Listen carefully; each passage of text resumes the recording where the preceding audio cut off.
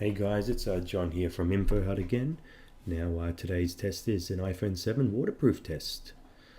So let's get started. First up, this is the iPhone 7 Plus. So everything's exactly the same with the seals on the actual iPhone 7 and 7 Plus. Both pretty much identical except for the rear camera. So here goes. Now this is just, I would say probably the water temperature is about 18 degrees Celsius. So it's not hot, not cold exactly. Now, from what the IP, I think 67 standard says is that it can last under water for about 30 minutes in fresh water. And Apple has labeled this as splash proof and water resistant. So according to the standards, I'll put that at the end and in the description what it means exactly, and there'll be more of an explanation. So as you can see, it still takes calls. I'm calling from my home number, obviously. Now it's pretty hard to actually try to answer a call, but you'll see that the phone, it does still vibrate. The touch capacitor is actually hard to operate due to the fact that I've got gloves on, so I'm trying to push it in a way that it does work. With fingers it actually does work, but obviously when you do get it in water, the last thing you want to be doing is going through your menus and stuff like that. So as you can see, there is no visible signs of actual water going through. You can see me rubbing off things at the top, as I could see actual bubbles. I thought that might have been something under the screen, but it's just actual bubbles on the outside in the way it went in. So it's very, very stable, as I thought Apple would make it. And you have to remember that Apple are mass producing this item, so they have to take into account a lot of the worst case scenarios to avoid any type of backlash.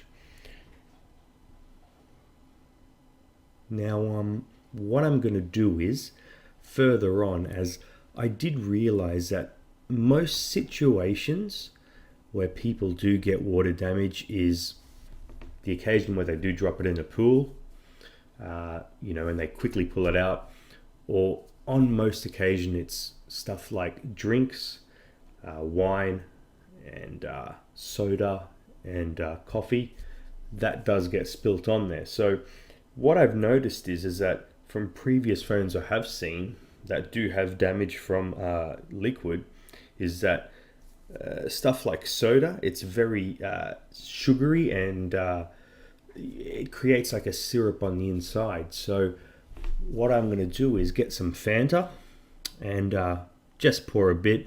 I have diluted it obviously with this water, so it's not going to be as sticky as possibly spilling a glass on there. But saying that, I doubt that most people will be submerging their phones for as long as I have now. So we'll just pour some in.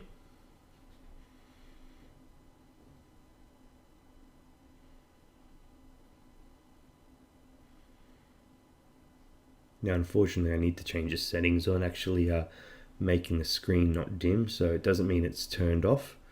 And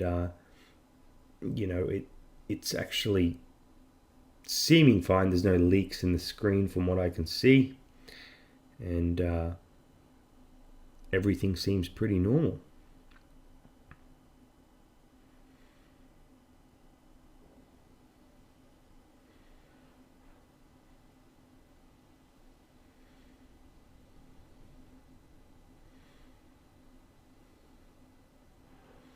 And there we go, I've just quickly fixed it. So now the next step is I'm going to put a bit of water, and I am putting obviously some hot coffee. It's actually a bit of black espresso with a little bit of milk. So the thing is, it is actually hot from the kettle, so it is a bit diluted, and you'll see that in the pour.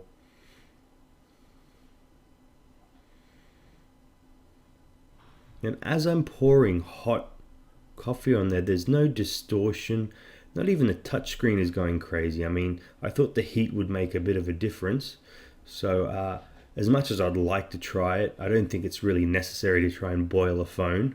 I doubt that people will be wanting to, totally submerge their phone in hot water. So I'm pretty confident that it will take at least splashes from coffee.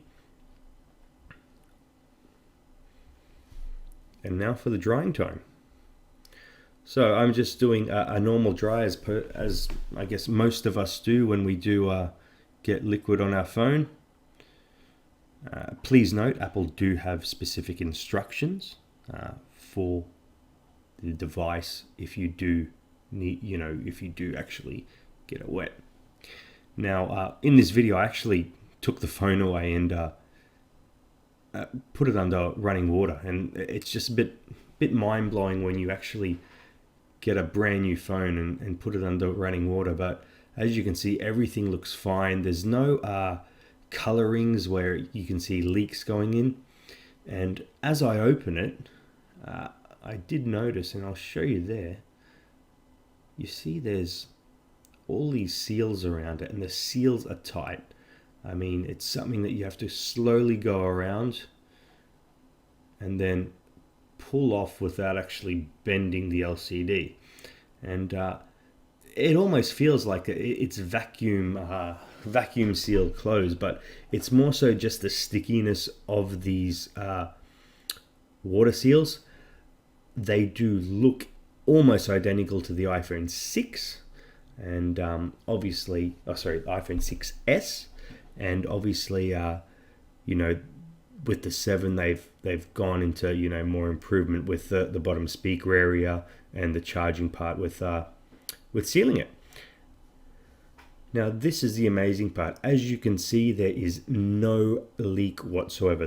That phone was submerged in water for a while.